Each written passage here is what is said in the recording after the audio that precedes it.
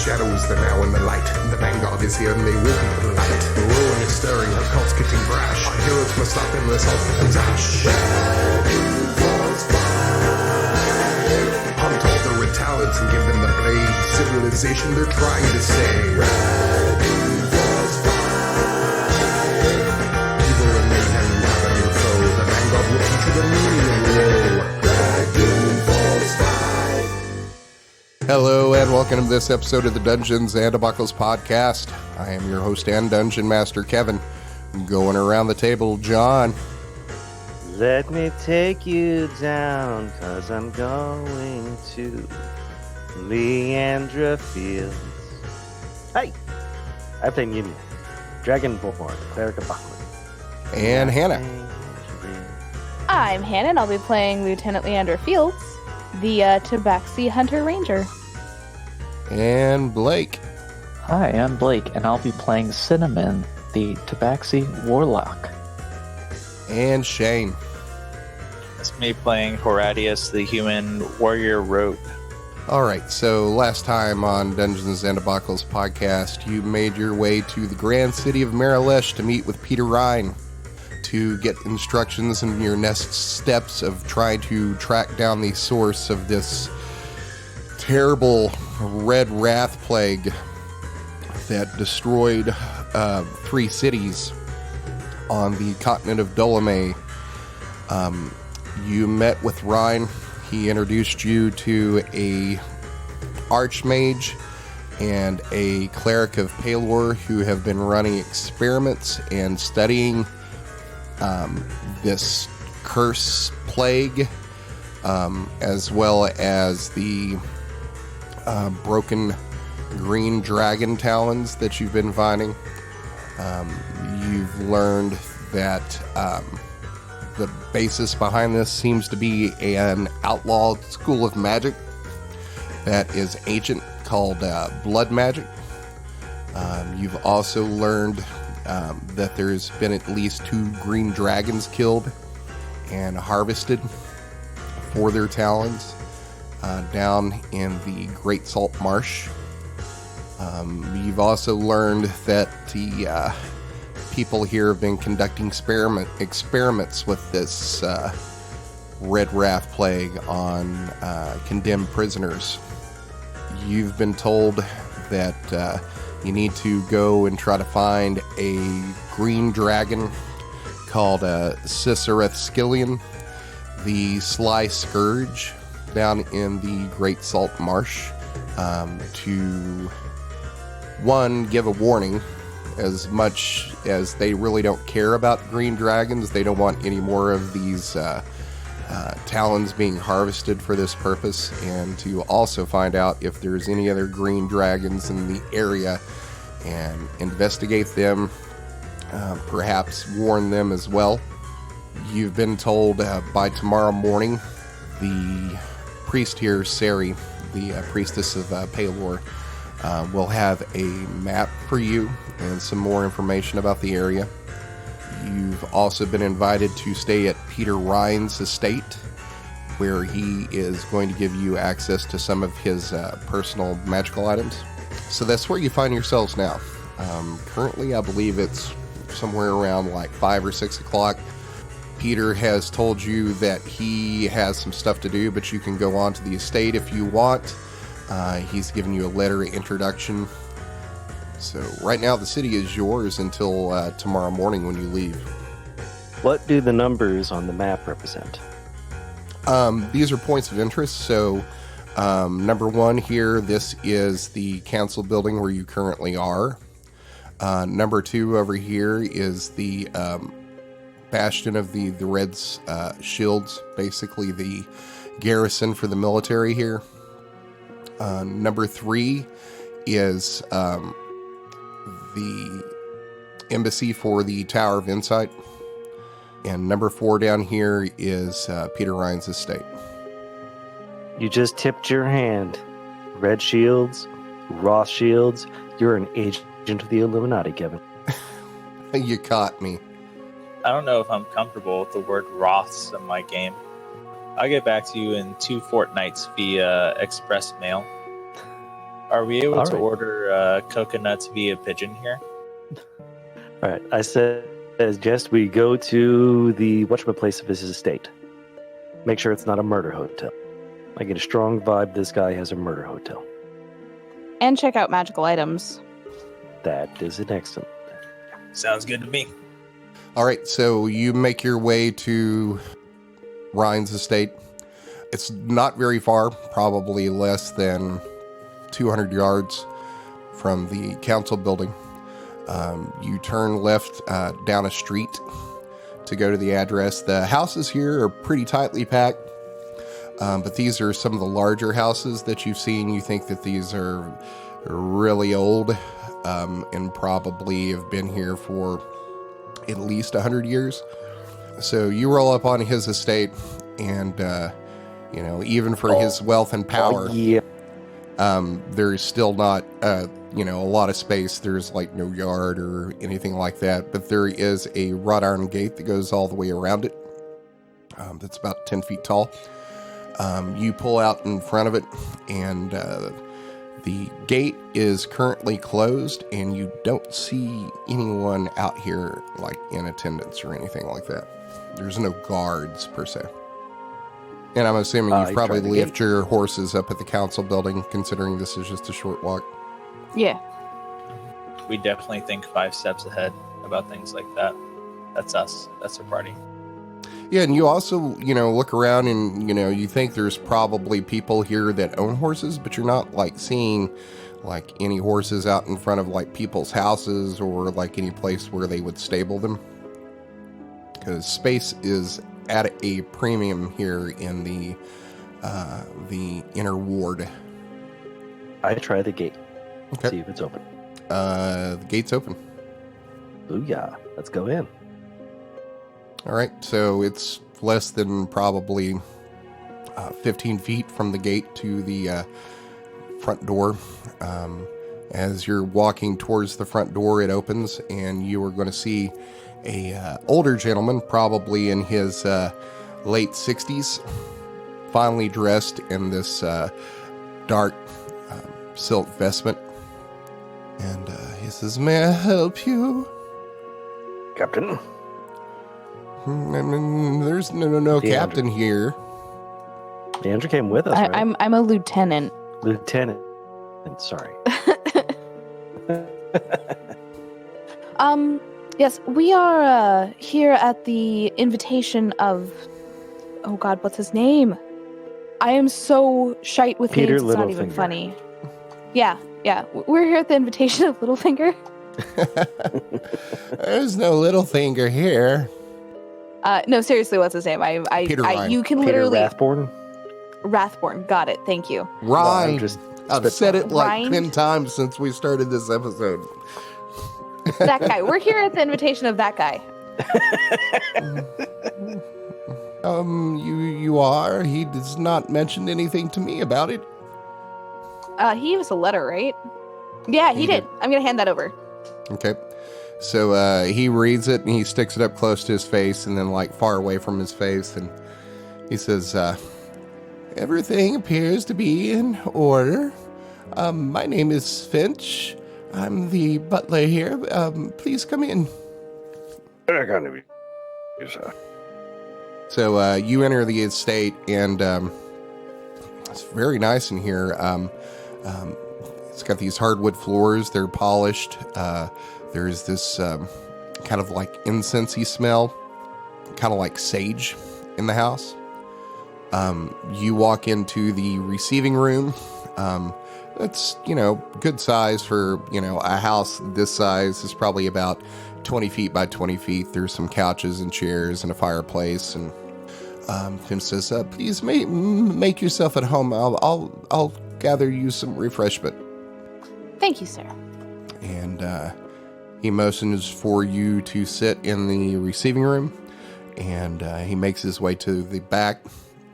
And after a few minutes, what appears to be a maid and a footman come in with some chilled water and some chilled wine, and they sit it on the table and fill glasses for you and pass them around. And the maid says, is there anything else that I can do for you? Didn't suppose you have any spirits. No, we don't really keep those on hand. I believe we have some brown ale, but, Master Rhine really I enjoys suppose his the wine. wine will be fine. Don't worry. I'm sorry we couldn't accommodate. And she does a slight nod and leaves the room. Looking around, there's a lot of like fine tapestries and fine art. There's a couple of landscapes, but what dominates this room is about a 5 foot tall by 4 foot wide portrait of Peter Rhine here. Well, at least he's humble. He's actually sitting in like on a desk in front of like a fireplace that appears to be the office of that you were in earlier. Hey, John. Yeah. How fast is Mjömjö going through the wine? Not very.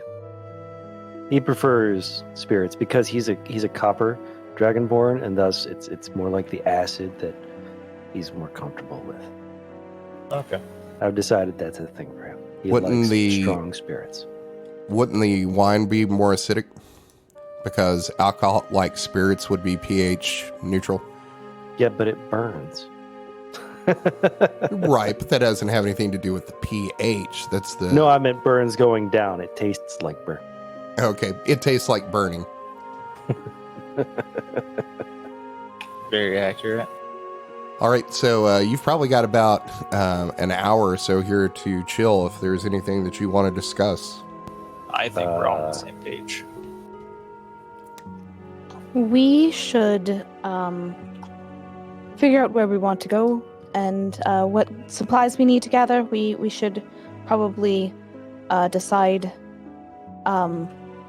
since it's going to take us a while to get there and whatnot, we should probably figure out how long we what supplies we need and dispatch people to acquire those supplies. We should also look through these magic weapons. Items of various kinds. Indeed. All right, so like nothing like that's visible in the room that you're in. There's like no armory sitting out in the living room. Although you do see what appears to be a fine rapier over on like a display table. But we'll say about an hour and a half goes by, and Peter Rhine enters through the front door. And he comes in and takes off his boots and his gloves and puts on these slippers. And he comes inside the receiving room here, and he says, I see you've all made yourselves at home. I trust you've been refreshed and relaxing. Your accommodations have thank been pretty fulfilling. Excellent, excellent. And I take it that Finch has taken well care of you. Excellent care. Indeed. Well, Your master said something about magical equipment. my master? I believe that this Wait, is Littlefinger. Was that Peter Rhine this come? Yeah, Okay. he's come home. Okay. You mentioned something about magical equipment. Yes, we'll get to that. But first, we'll have some dinner since it is the dinner hour, and by the smells coming from the kitchen, it seems that it is probably ready. Let me go check. And he leaves the room and comes back about 2 minutes later and says, yes, dinner's ready. If you'll just follow me to the dining room. They have the places already set, and they're beginning to bring the food out. And he motions for you to follow him. And he goes through a door off to the right of this receiving room, and you enter this dining room. It's probably about 20 feet long by about 10 feet wide. There's a large oak table that's been finely polished and gilded. It's got all these engravings and carvings of like the hunt and deer and hunters and lions. hunting them down. At the center of the table, you see what appears to be a large ham that's been glazed with honey. There's carrots and celery and potatoes. There's 2 different kinds of bread, like a white bread and a brown bread. You're also going to see some what looks like turnip greens, a salad, and he motions for you to sit. And as you sit down, the footman and the maid and the butler come around, and they are laying out your drinks and pouring wine and water into various goblets, and taking away thing like your glasses that you had brought in and replace them with like these crystal goblets. And Peter says, please don't wait on me, go ahead, dig in.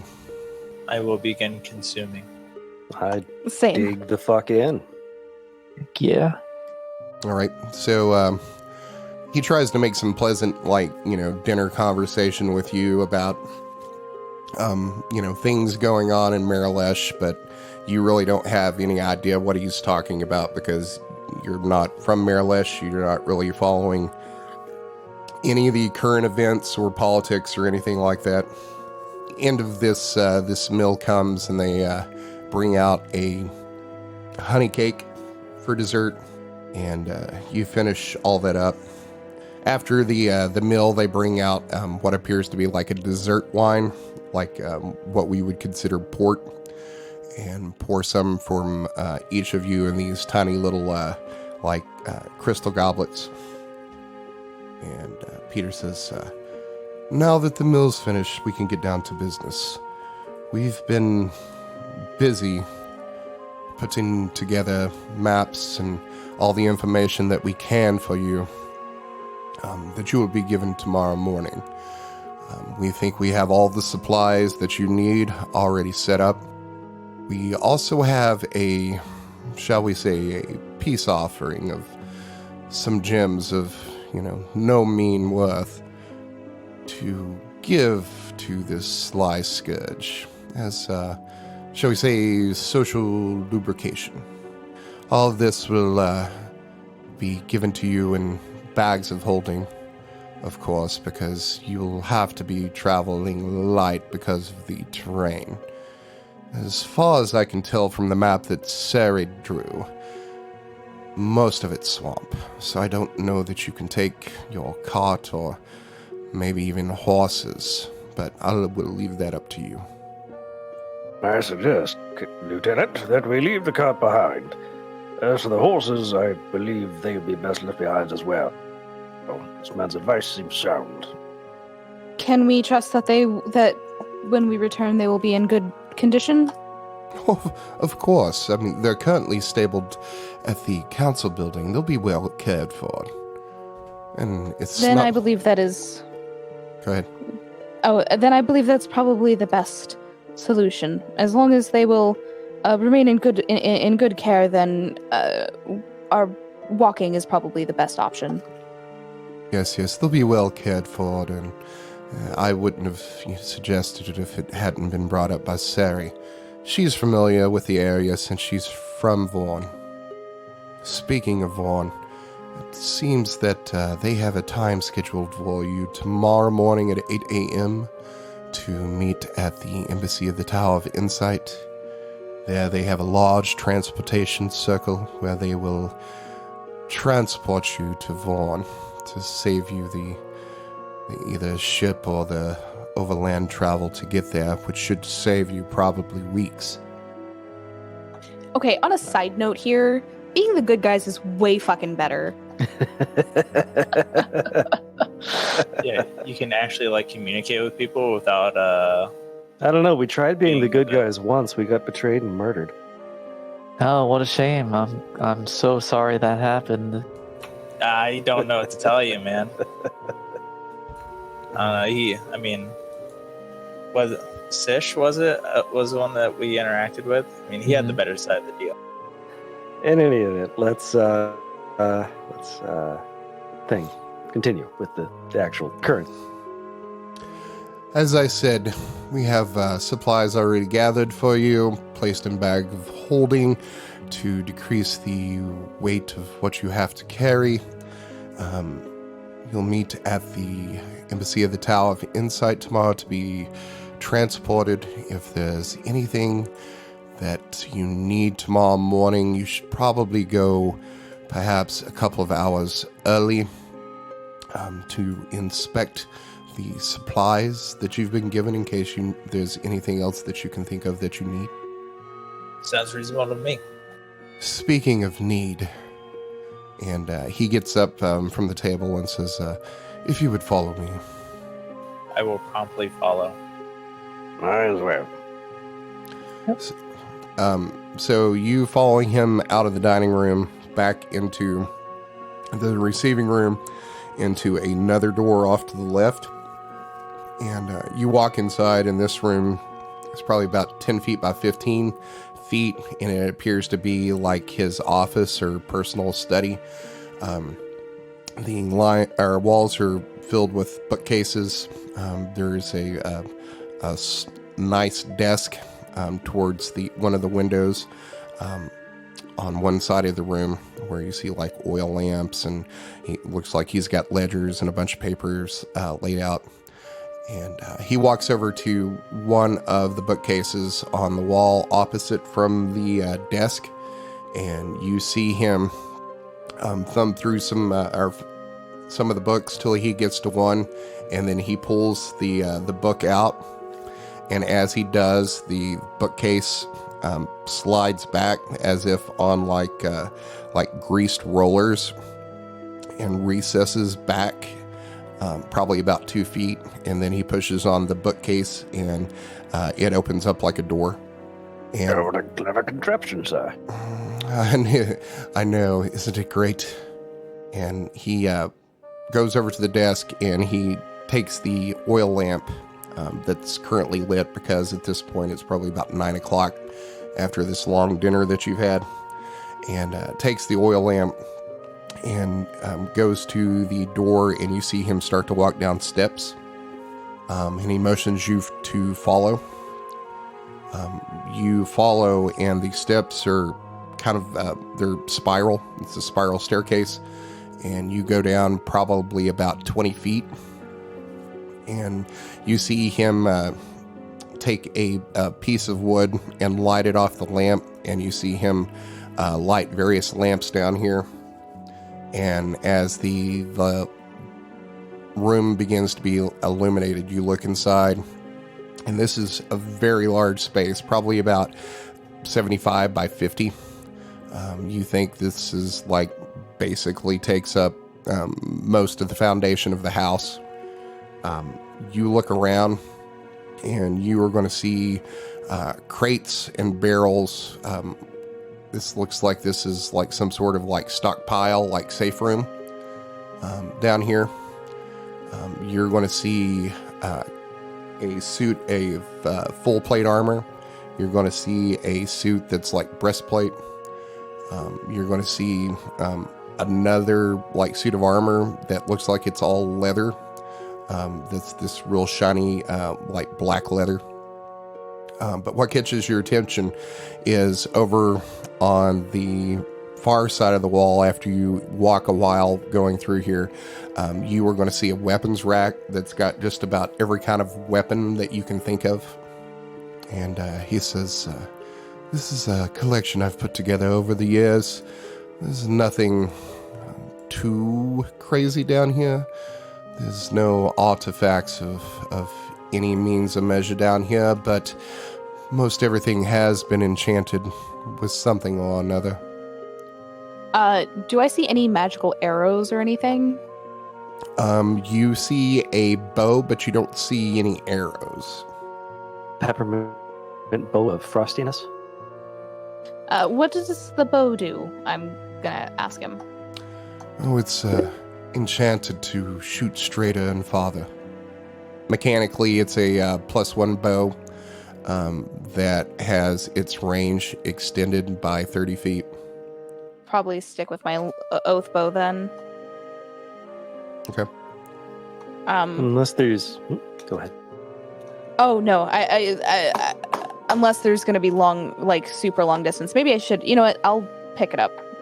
I guess might as well, right? Okay. This is a fine choice. I've won a couple of tournaments with that. That's not cheating, is it? Ah, never mind. It's only cheating if you unless get there's- caught. Unless there's something particular to a priest of Bahamut, then I'll just go for some weaponry. No, I'm sorry. I don't have any religious artifacts or anything of the sort down here.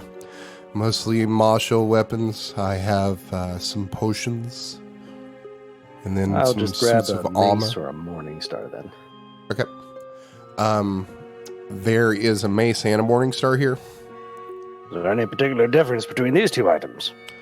Not so much. They just hit harder than the normal morning star mace. Very well then. Sounds like it's a Morningstar +1. Yes. Booyah. Do I notice any rapiers? You do. Okay, are there any daggers?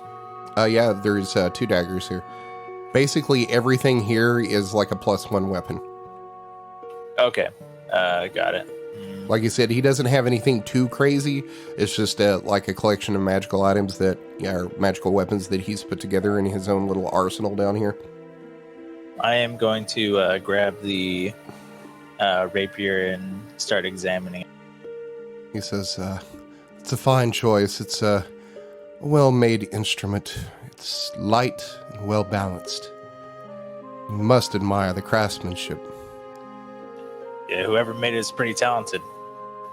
I'm gonna bring it up to eye level, Okay. tearing down the. So you look at it, and it has the blade at the base is probably about 2 inches wide, and it tapers to a point that's probably about a 1/2 inch wide, and then tapers sharply. It has a fine silver basket hilt to it. The grip has this carved white bone, and then the pommel is kind of like this silver sphere. I think this will do well enough. Okay, so you take that. Yep. You had mentioned potions. What sort of potions do you have? I have a few that I've collected over the years. I hope they're still potent. Mostly healing. I have, let's see, this one. And he goes over to a rack, and he pulls out this vial that you look at it, and when you first look at it, it doesn't look like there's anything in it. But as he shakes it, you see what appears to be these clouds start to appear and float through what is this clear liquid inside. He says, I acquired this a few years ago and have always been meaning to try it out outside the city, of course. But this here is a potion of flying. Ah, very useful. May I? But of course, you could probably put it to better use than I. I was just going to do it as a lock, but if you think it would be useful in your mission, yes, please take it. Thank you. Are there any quarterstaffs? Yeah, there's a quarterstaff. It is this dark black wood that is bound on either end with these brass studs. I'm going to point at it and say, "What is this one?" Oh, it's a Words are hard for me quarterstaff today, I'm that sorry. it's a quarterstaff that hits especially hard, and it's lighter than you would think. Therefore, it's easier to swing. I'll take that as well. Okay, so that's a +1 quarterstaff. Now that you're all going to be going into the swamp, I think it would probably be prudent to have something that would ward against, let's say, various venoms and the poisonous creatures and denizens that live there.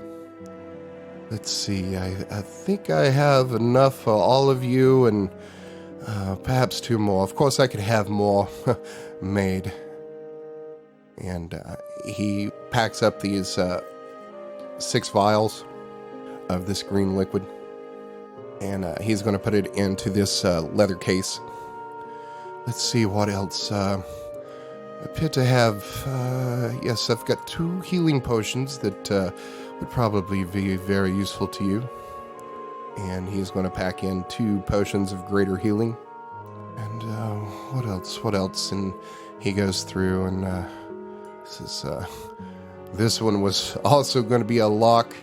Perhaps it would be useful to you, though. In your mission, it's a potion of polymorph. And he packs that away, too. Going through the rest of my stock, I don't know if there's any more potions that I have here that would be useful to you. Do have a couple of necklaces and rings, but I don't believe that I could let those out of my collection just yet, as I use them quite often for personal use. But you're welcome to any of the weapons. Sorry if I seem a little off-putting. Is it fine if I grab one of those daggers? Oh, well, of course. That's what they're here for. I'm pick it up and start examining it. Okay. So you look at it, and it appears to be... This is a little bit different than the rapier. You could tell that this has been silvered. But you kind of like try to bend it, and you're like, oh, no, that's definitely steel. It has a silver hilt. It's got a black leather grip and a silver pommel. And he says, yes, that's a fine choice. It's especially sharp and light. And I don't guess you'll be coming across any werewolves in the swamp, but it would be useful against them. Better than have it than not to use it than to need it and not have it. And I love how Hannah posted in chat, it's a cursed dagger. You are now possessed by a demon. Whoopsie. The story of Leoric, the cursed rogue. Possessed by the demon's brother. Is there anything else in particular that you're looking for that I may have overlooked? I think you're sorry, Kevin, I'm blanking on the word. Give me like a quarter of a second. Got it. I remember the word. I'm very smart. Your hospitality's been very redeeming. Probably not the best word choice. I'm sorry. I'm trying here. He gives you kind of like a strange look and says, well, thank you. We try. Oh, silly me. Why didn't I think of this? You're going to be in a swamp. Let's see what I've got.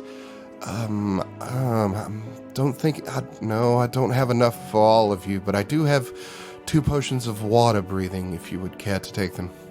That might come in handy. So he takes those and packs them away into the leather pouch here with the other small vials. You know what would be real handy? Never wet hand. boots.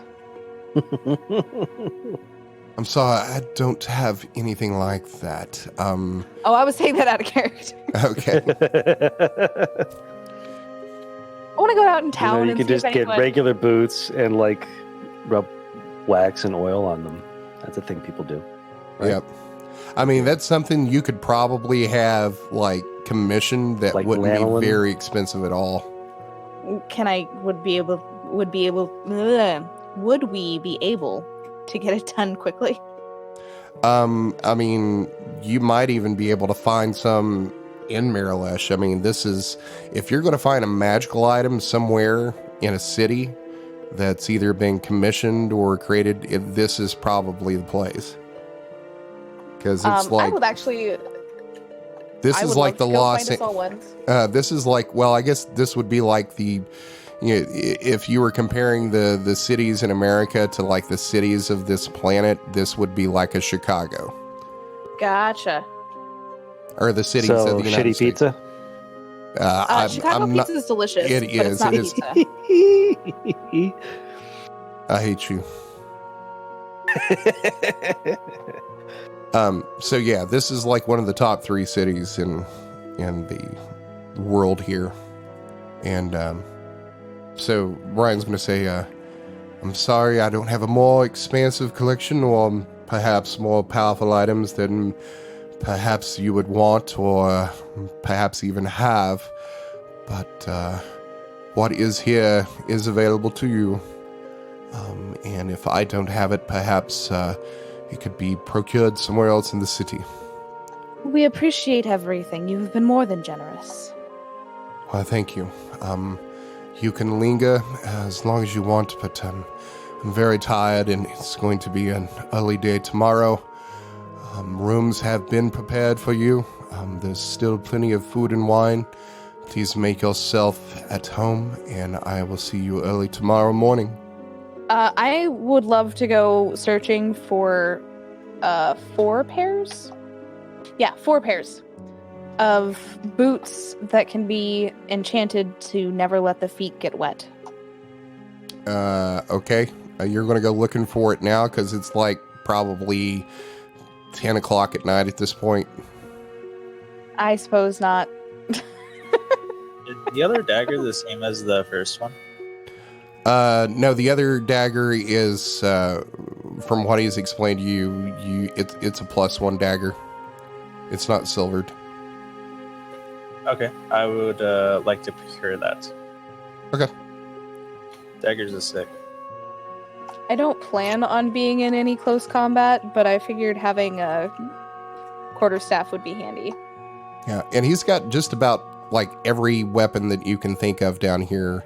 You know, everything from like darts to daggers to there's a whip down here. There's light and heavy crossbows. There's long swords, rapiers, scimitars, pole arms. Yeah, this place is fantastic. It's like it's basically a prepper's safe room. It's even got a secret door. Maybe All he's planning on going boogaloo. Sir, anything else that anybody wants to do before tomorrow morning? I'm fine. I'm ready to just go to bed. Same. Yep. I would like to examine that magic longsword we got from the previous town that got burned down. You still haven't looked at that yet, have you? I have not, no. I don't have the identify spell, but I would like to... I don't know if I need to attune to it or examine it or whatnot. Try it out on, curtains. Who knows? Well, when we go to the people in the morning, they can probably identify it for us. Oh, that's probably true. Yeah, then don't worry about it.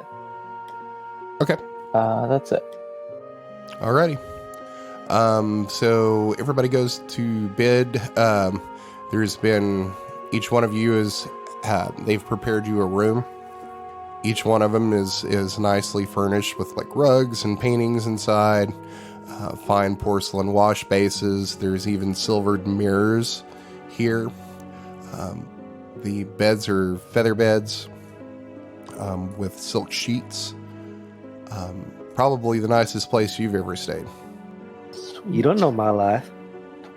So each one of you Yes. comes and knock on your door about 5:30 in the morning as one of the servants here wakes you up. You wake and you are smelling pork coming from downstairs. As you ready yourselves and come downstairs, Peter is actually at the table drinking some coffee and eating some toast. There has been a breakfast laid out for you of eggs and ham and some toast and jam. I like bread and butter. This is, please sit and eat. I'm sorry if I'm a bit preoccupied at the moment, just reading some reports this morning that have come in. Nothing that would concern your mission or anything you should be worried about. And you go through the mill, and he's basically not paying any attention to you at all. He's, drinking his coffee and absently eating some toast as he reads through his reports and makes some notes. And he says, please don't wait on me. Once you're ready to go, make your way to the embassy. Do what you need to do.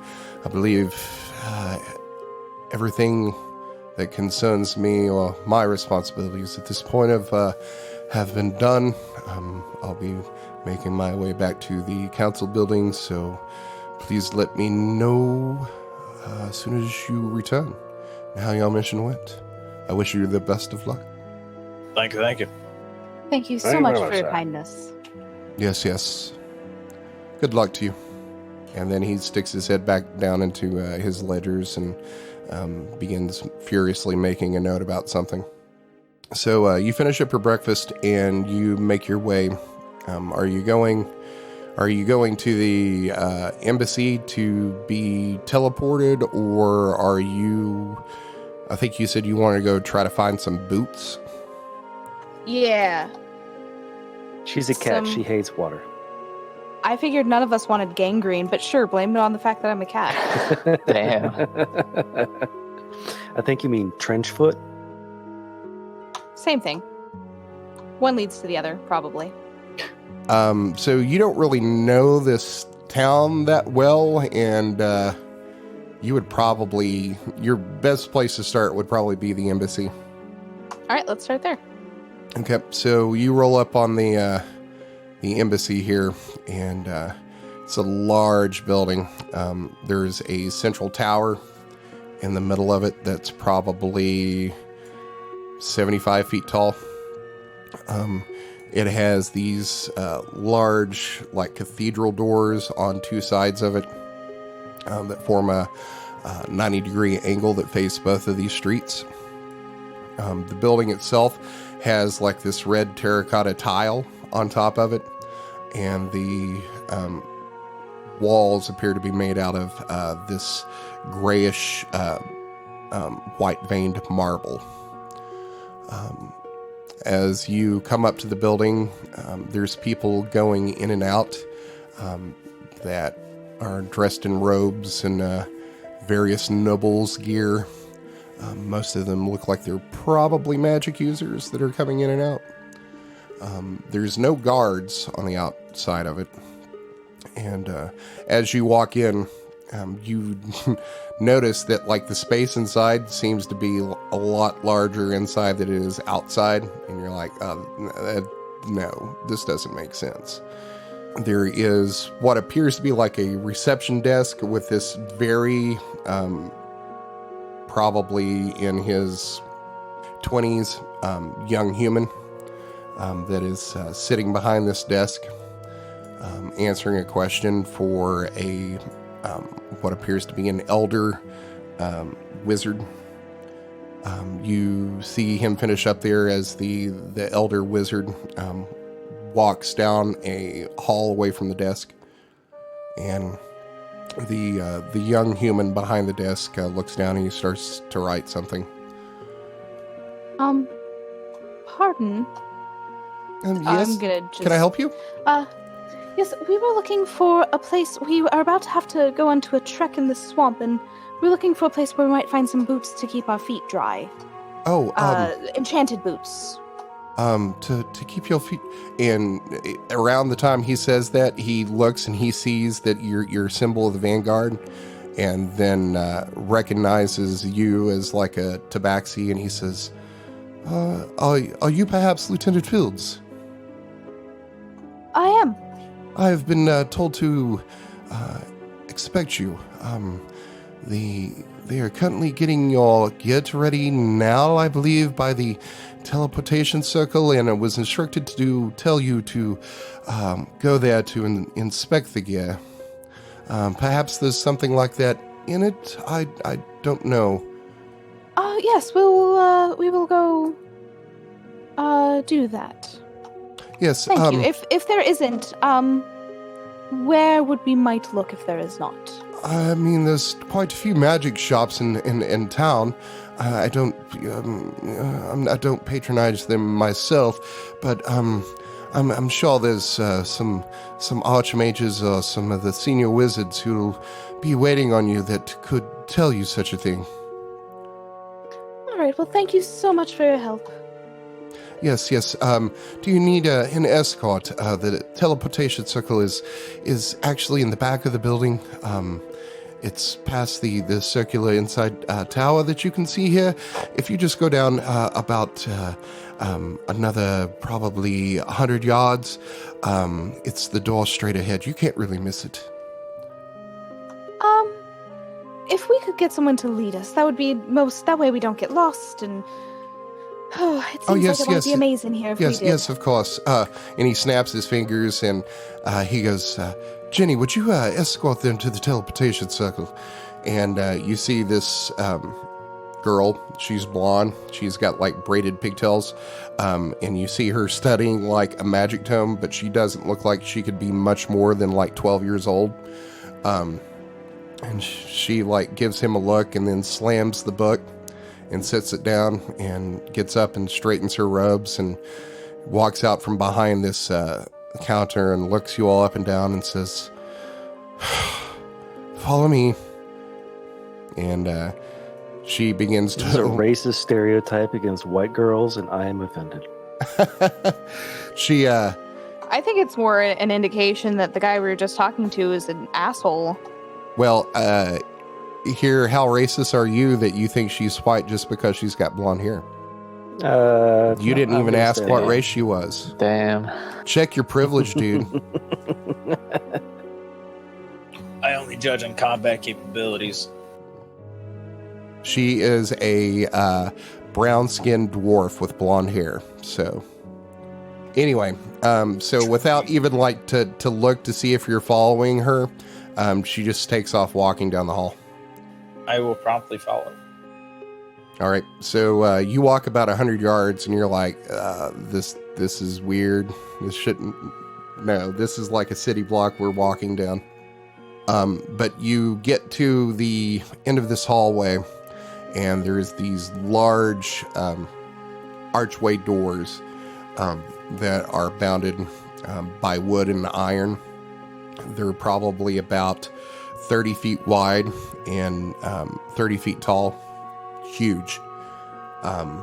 She goes and cracks one of them open just a couple of feet instead of like pulling this whole door, but it doesn't look like she puts much effort into it. And she motions you to go inside. And as you walk in, this is a huge room. The ceilings here are probably about 50 feet tall. And from one side to the other, it's a circular room that appears to have like large doors off onto either side of it in a circle. And you are going to see two figures here. One is, let me check my notes. One is a human wizard who appears to be probably about 45, 50 years old. That has a long brown beard and long brown hair. He's dressed in this fine crimson silk robe. And then you're also going to see what appears to be one of these red shields that you've heard about earlier. They have this like dark red lacquered armored breastplate. This is a dwarf. Kind of hard to tell his age, but he's got a long gray beard. Looks to have the markings of a lieutenant rank. I will announce our presence. I don't know. My brain is fluffed today. Well, they see you come in the door, and he says, "Oh yes, you must be Lieutenant Fields," says the wizard. I am, and you are? I am Archmage Freck. Pleased to make your acquaintance. And this is Lieutenant Wordsworth of the Red Shields. And he gives you a slight bow. He says, we've been told to expect you and present you with the gear that has been acquired for you. I believe Terlin and Priest Sari will be joining us shortly. Didn't realize you would be arriving so early. We've barely got this together. We wanted to we just wanted to check over our gear and see what we needed to go get before we left. So, if you could point us to our gear so that we can go over it and see what needs to be acquired. Oh, yes, of course. Well, here it is. And you see him, like, step away, and now you can see behind him there appears to be 2 bags. Each one of them probably is about 2 feet wide by like a 1.5 feet. And he motions to them and he says, for your inspection. Oh, and here's an inventory list. I realize you can't just be grabbing in there for anything without not knowing what's in there. And he hands you a list. And it's like divided by bag. It's like bag 1 and bag 2. And in bag 1, what you're seeing is like basically camping supplies. There's like cooking gear, plates, flatware. There's 3 bags of flour. There's a bag of sugar. There's a small bag of salt. There's even some like seasoning in here, like cinnamon and cumin, and like oregano, stuff to make things more palatable. You're seeing oats, because I guess they were expecting horses. There's dried meat. That's probably, you're looking through all this stuff and you're like, yeah, this is probably enough for, about a month's travel. So there's basically anything that you could think of that would be like, like what would be considered like high quality rations. Like there's even like cheese and bread in here. You think that anything that you would need to eat or cook it is in this bag. You're also seeing that they've packed firewood, but you're like, oh, that's kind of weird. And then you start thinking about it and you're like, oh, well, most of the wood in the swamp's probably going to be wet. And then as you're looking through this, you notice on the list it says portable campsite, but you don't see it like it's listed outside the 2 bags. So that was in bag 1. And bag 2, there's stuff in here like there's several there's explorers packs and dungeoneering packs and adventurers packs. All the gear associated for that for 4 people. There's a bunch of hemp rope in here. There is hammers, shovels, picks, and a sledgehammer. You're like, I don't know what good all this stuff is, but, it seems like they've tried to prepare you for everything that they possibly could. These procurements are excellent. Yes, thank you so much. The dwarf says, we aim to please. We try to think of every eventuality. The horses will not be coming with us, so I'm not sure if we should remove any rations that were meant for them to make space for other things. Did I see a list of boots that will keep our feet dry? No, you don't see anything like clothing on this list. All right, well, the only thing that I foresee us needing to go acquire is some specialized clothing for the swamp. What is the weather like there? And the dwarf starts laughing. He says, been there once. I can tell you this, it's hot and wet. Where might we go? I was wanting to get some boots. Sorry, Dan just stole my snack. How dare he? I was wanting to get some boots that would keep our feet dry, that were enchanted to keep our feet dry. What might I go to acquire that? And the dwarf says, yeah, that would be a good thing to have down in there. I mean, seems like most of you are pretty tall, but the water come up to your waist in some points. And then there's the sinkholes. I mean, you could be walking 1 minute, step down into one, and be up to your neck. And Go ahead.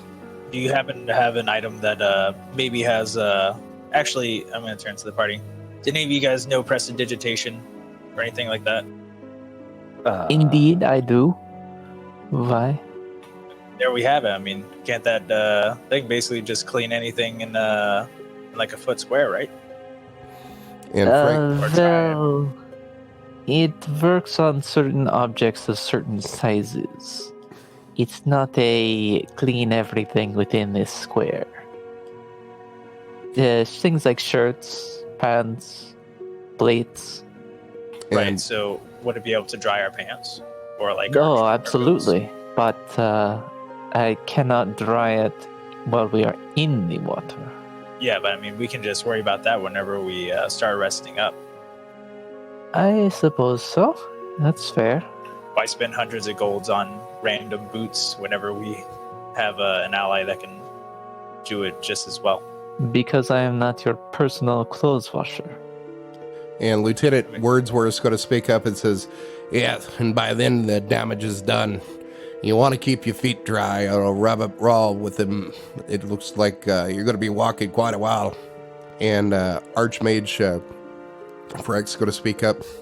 "I don't believe we have anything like that here, but there are several magic shops, and I could acquire about... I do know there's a very, very fine cobbler in town, probably less than about 3 blocks away, that if anyone would have something like that, perhaps they would." Sounds reasonable enough. I guess we should go inquire before we head out. Yes, this is Yes, just...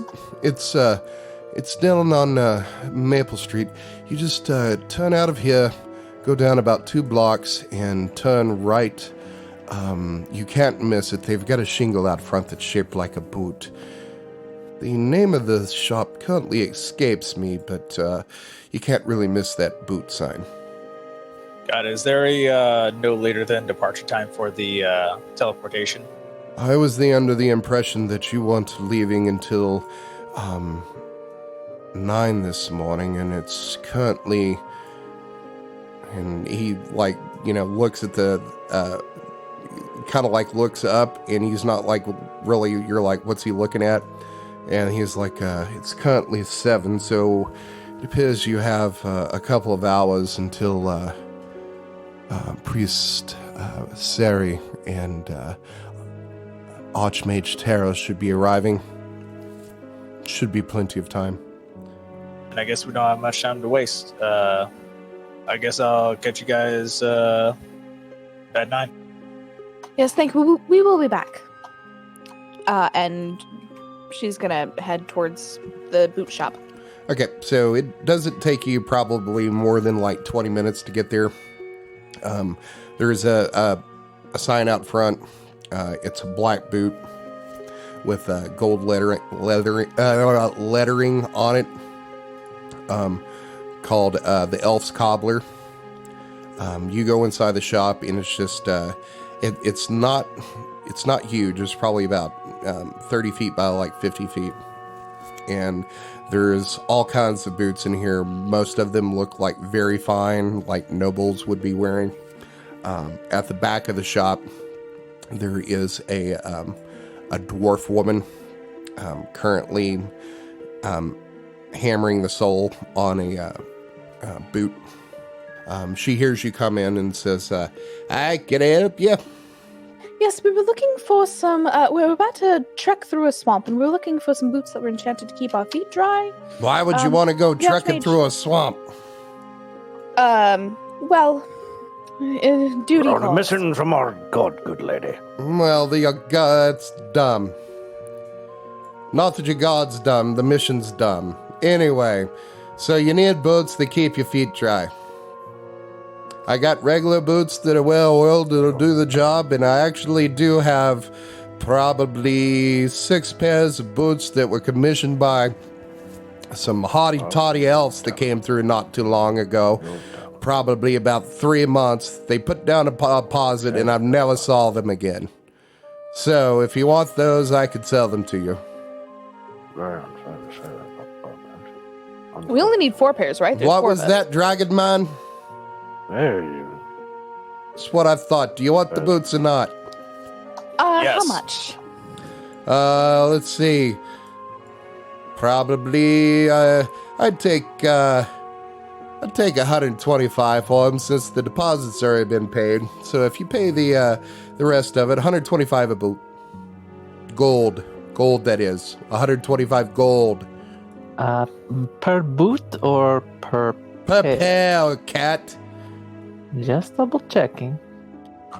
Leandre's gonna like kind of give side eye to everyone, like, calm down. Let me do the talking, and maybe we'll get out of here without alive and with the boots. All right. 1 second. I just have to do some quick math. How much is a plat worth? 10 gold. Yep. Okay, so I have 197. We're running on the imaginary metric system It's a here. total of 40, yeah? I think we'll be fine. Yeah. I'll give her 40 plat, because that should be exactly how much it is for 4 pairs of boots at that price. She said 125, so that'd be 500. I'll also give her 100 gold, sorry. Okay. She says, you count out the gold, and she watches you count it out, and she's like, hasn't even stopped like beating on these tacks and these soles of this boot, and you count it out, and as you get done, she scrapes the gold into a small chest she pulls out from underneath the counter here where she's working. She says, wait right here. And she comes out and she's got 6 pairs of boots, and they're all probably a little under the knee is where they would come to. There are 6 of them. She goes, pick whichever 4 you want. And there's like 2 blacks, 2 browns, and 2 that appear to be like this reddish brown. Sorry, what were the colors again? I got my 2 blacks, two like dark browns, and 2 reddish browns. I'm gonna grab a pair of black boots. I'll grab look black like boots. they'll fit. Black, I think, would work best with Mjömjö's coloring. They're already Already gone. been Scissors. taken.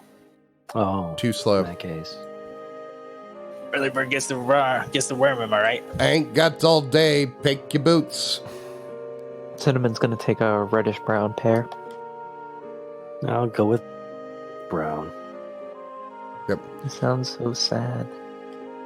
Nice doing business with you. Now, if you just show yourselves out, Thank you so much. You've been so kind. sure. I'm going to walk out without saying anything. Okay. So you got your boots. You make it back to the embassy here at the Tower on the Insight.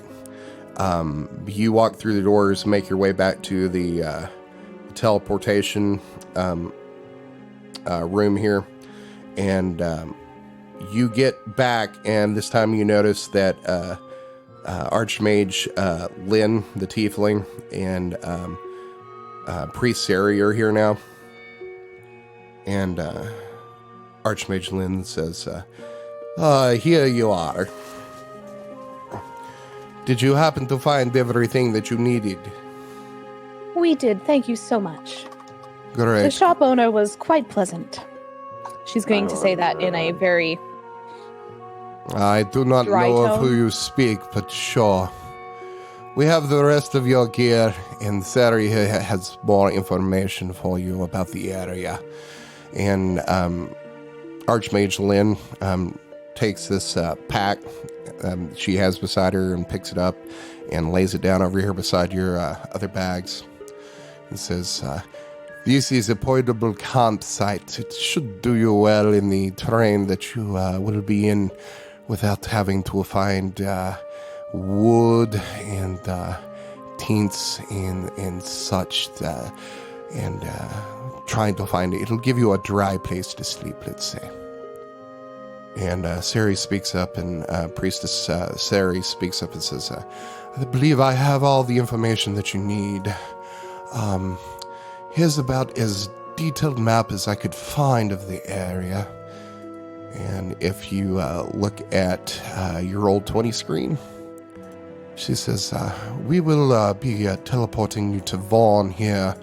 From there, you'll just need to cross the river over into the Great Salt Marsh.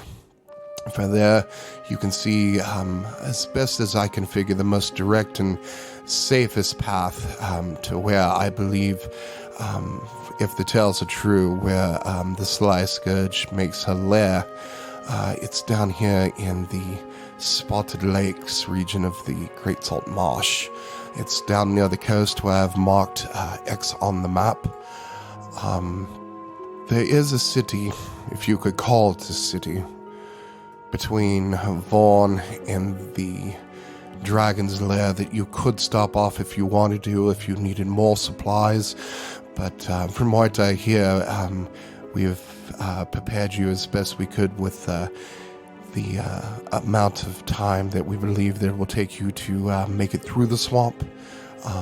But Chua is on the way if you would like to stop up there. If you do stop there, please be careful. The population could be quite savage and prickly, shall we say. It's not the most civilized place on this side of the world. Any creatures we should be mindful of? Name them. See, there's snakes and all sorts of reptiles and amphibians, bullywogs, lizard folk. I've even heard tell, obviously there's dragons there, but basilisks and the such, basically any sort of creepy crawly that you could think of that would live in a swamp you may encounter. Just be on your guard. The barbarians from Sunshine, do they venture into the marsh? I'm sure that the people of Sunshine would take probably great offense at being called barbarians, but no, they don't. No, very good, very good. I will warn you, from the tales I have been reading of this Sly Scourge, she's very tricksy. And what she says might not necessarily a lie, but not necessarily the truth either. So be very, very aware of what she says, how she says it, what she evades and what she doesn't. Do not believe she will attack you outright, but also be aware entering her lair, as she has very, very, very many lizard folk worshippers, who may not take too kindly of you invading their territory. I'm confident we'll buff out. I wouldn't call it an invasion. It's a visitation. Manifest destiny. No need to get racist. I believe I've told you everything that I know. Do you have any questions for any of us before you depart for Vorne? I'm fresh out of questions. What sort of languages do they speak there? I do not want to be totally unprepared in case they speak something like Elvish or Draconic or something, and perhaps they prefer it. Most of the things that you meet in the swamp don't have a language. The lizard folk obviously have their own language, but there are a few that probably speak common. Are any of you aware of or have the tongue spell? I do not. Unfortunately, I do not. Oh, I do. I have the comprehend languages spell, so I can understand, but speak it I cannot. You say you have... I do know tongues. That will not be too much of an issue for us, I hope. Well, there you go. It should be helpful if you come across any that do not speak common. Well, I believe we've given you all the aid that we can, says Archmage Lynn. I have other things to attend to this day, so if there's not anything else you'll need, we should be about this. I do have one last question. When we are through with this mission, how do we return? Should we return on foot, or will we be able to get a portal back from Vorne? Unless that question was already answered. No. Once you finish your mission in the Great Salt Marsh, return to Vorne. when you reach there this day, within the next few minutes, you will meet Archmage Nerl. He is a human wizard. He is part of the Vanguard, I understand. So you will just return to him at the embassy there of Insight and request to be transported back here. This is perhaps a foolish question, but do any of your wizards happen to be able to identify this magic sword I've been holding on to? I've been very curious about it, but I do not wish to trouble such a great mage like you. It is no issue. May I see the blade? Of course. And she takes the long sword and studies it for a moment, and then you see her make some hand gestures, and she says, "This is a very sharp blade and very light. It should do you well to swing it if you are trained in such a thing. But there is an enchantment here that I'm not really familiar with. It does something to make it more powerful, but I can't really put my finger on it. And it seems, I appreciate the help. it seems the more you use it, the more powerful it becomes. I can tell you that much. Thank you very much. I will see if I can put this to good use. Yes, of course. And she hands the long sword back to you. Now, if there's nothing else, would you please follow me to the Vorne teleportation circle? I will walk on sheepishly. Oh, you may need to grab your bags as well. And she points to the 3 bags on the floor. I'll grab pick one up. Okay. She begins walking towards the back of this large circle that you're currently in. There's another archway. It's about 30 feet by 30 feet, similar to the door that you just walked through. You go through this door, and you're going to walk down probably another 20 yards until you come to another large circle room that's about 50 feet by 50 feet. And on the floor here is this huge, intricate teleportation circle that has, multiple equations and lines and runes and symbols all over it. And it's huge. It probably takes up most of the room except for about 10 feet on all sides of it around its circumference. And Archmage Lynn says, "If you would please go to the center of this circle, I will prepare the ritual." Very well, sir. So you all make it out to the center of the room, and she begins casting this ritual. And after about 10 minutes, the runes, they slowly start to glow all the way up through this ritual till they get really, really bright. And then you see a flash of white light, and you appear in a room similar to this with another large, it looks like the same, or a different teleportation circle, like different equations. And the room's different, and you're not seeing Archmage Lynn or Priestess Sari here anymore. You're seeing another human, or a human wizard dressed in fine black silks.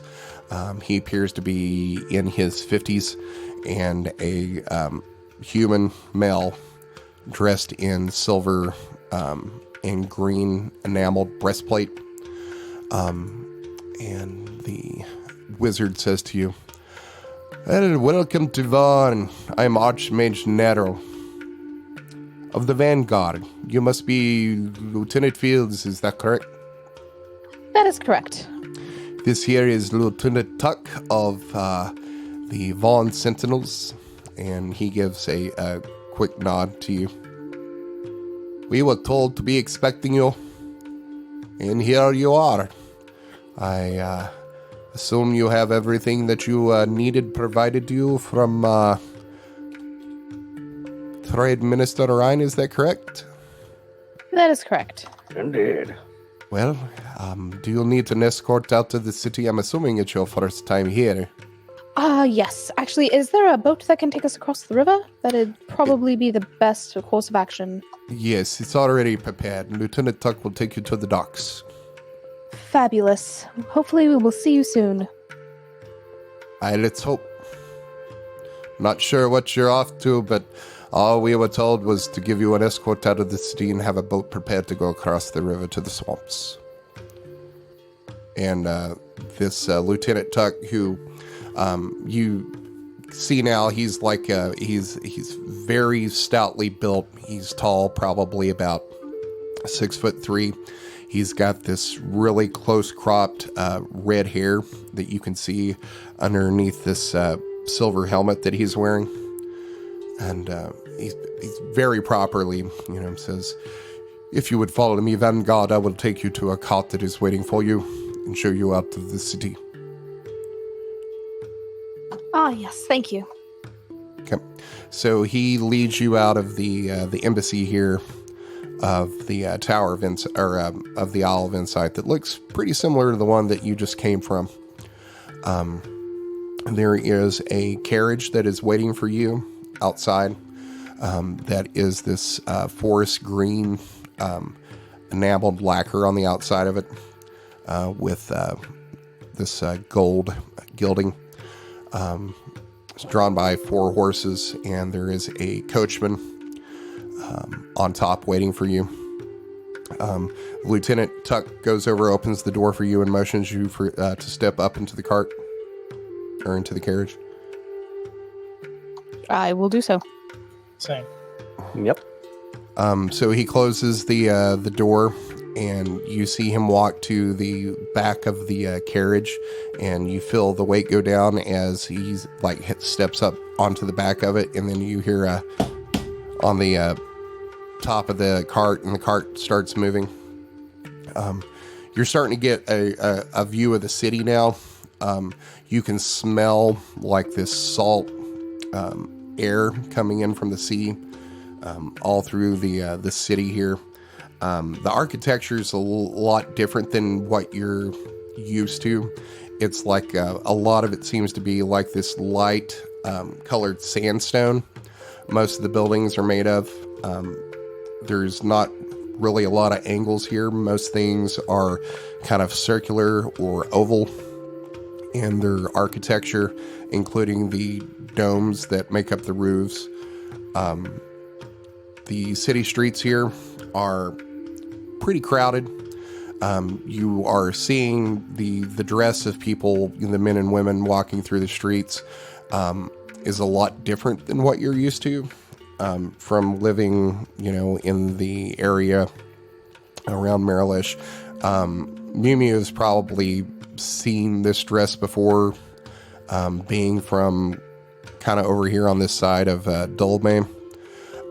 But a lot of really thin silks, a lot of skin exposed.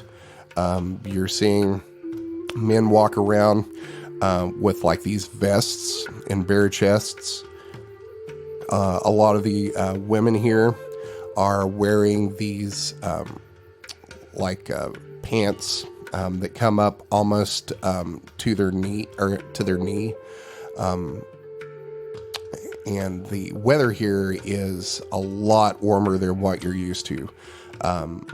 Leandre and Cinnamon, you're feeling pretty warm and sleepy at this point, because that's what cats do.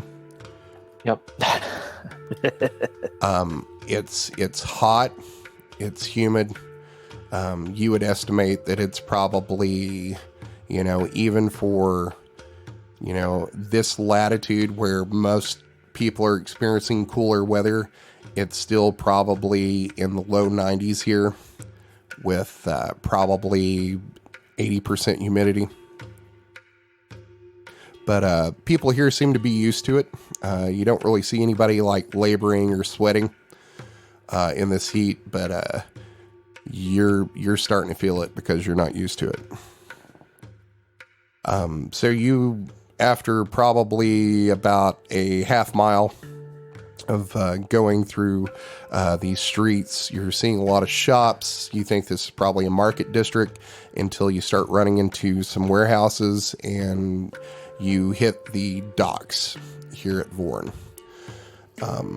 There's a lot of ships out here that you probably haven't seen. Well, maybe you have seen in Kala. There's a lot of tall ships here that are made for like deep sea travel and long travel on the ocean. The carriage stops. You feel Lieutenant Tuck come off the back of this and then opens the carriage door for you and motions you to come out. And he says, we have a ferry waiting for you. If you would please make your way here.